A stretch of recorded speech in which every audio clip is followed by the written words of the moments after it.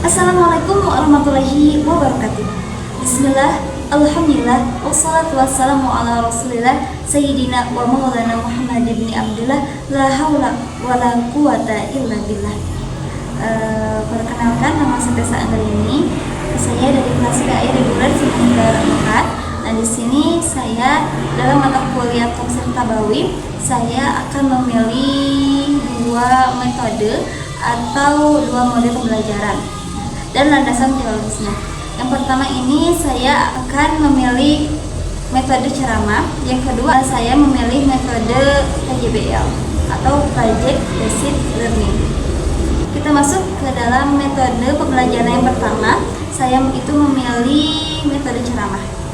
Kenapa? Karena metode ceramah ini sering dilakukan oleh guru-guru saya ketika ia mengajar. Nah, apa itu metode ceramah? Metode ceramah ini itu adalah cara mengajar dengan menyampaikan materi dengan lisan dari guru kepada siswa. Nah, landasan teologisnya ini ada dalam Quran surat An-Nahl ayat 125. A'udzubillahi minasyaitonirrajim. Bismillahirrahmanirrahim. Ud'u ila sabili rabbika bil hikmati wal mau'izati hasanah wajadilhum billati ahsan inna rabbaka huwa a'lamu bima dhalla an sabilihi wa huwa a'lamu bil muhtadin. Yang artinya, serulah manusia ke jalan Tuhanmu dengan hikmah dan pengajaran yang baik, serta debatlah mereka dengan cara yang lebih baik. Sesungguhnya Tuhanmu, Dialah yang paling tahu siapa yang tersesat di jalannya, dan Dia pula yang paling tahu siapa yang mendapat petunjuk. Nah, ayat ini menunjukkan bahwa menyampaikan ajaran ilmu itu harus dengan kata-kata yang baik, bijak, dan penuh hikmah. Nah, metode ceramah ini merupakan metode yang dianjurkan dalam Islam. Ceramah adalah salah satu bentuk dakwah dan pengajaran yang efektif, terutama untuk menjelaskan konsep yang sulit. Jadi ketika siswa ini sulit memahami materi, maka sebagai guru harus bisa melakukan metode-metode yang terbaik untuk siswa. Terus kita lanjut yang kedua, yaitu saya akan membahas tentang metode pembelajaran, model pembelajaran PJBL, yaitu Project Based Learning. Apa itu PJBL, Project Based Learning? Kalian tahu? Project Based Learning itu adalah model pembelajaran yang menekankan pada proses belajar melalui pengerjaan proyek sehingga menghasilkan suatu proyek atau suatu karya yang nyata. Gitu. Nah, landasan teologisnya ini dalam Quran surat At-Taubah ayat 105. A'udzubillahi minasyaitonirrajim. Bismillahirrahmanirrahim. Wa qul i'malu fasayarallahu a'malakum wa rasuluhu wal mu'minun wa saturiduna ila alimil ghaibi wasyahadah wa yunabbi'ukum bima kuntum ta'malun. Yang artinya, katakanlah Nabi Muhammad, bekerjalah, maka Allah, Rasulnya, dan Allah orang-orang mukmin akan melihat pekerjaanmu.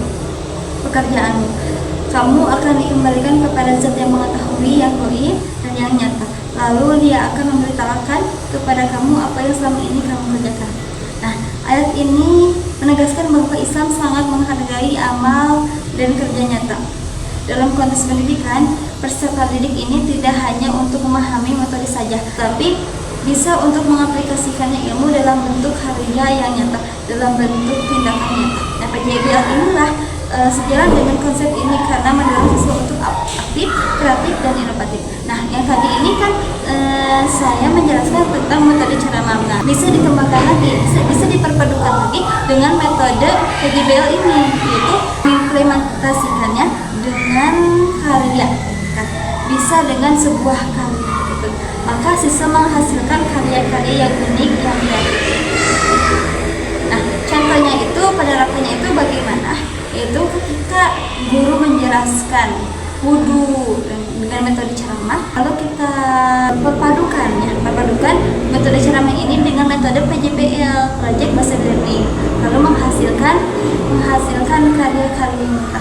Contohnya, guru menjelaskan, yang pertama itu tadi guru menjelaskan tentang praktik sholat atau praktek wudhu.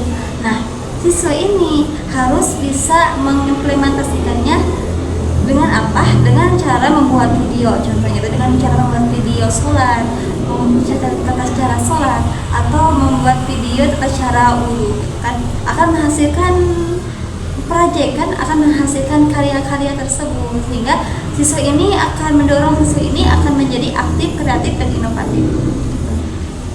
Jadi kesimpulan dari awal hingga akhir, saya ini memilih dua metode pembelajaran, dua metode atau mode pembelajaran. Yang pertama itu ada ceramah, yang kedua ada PJBL yaitu Project Based Learning.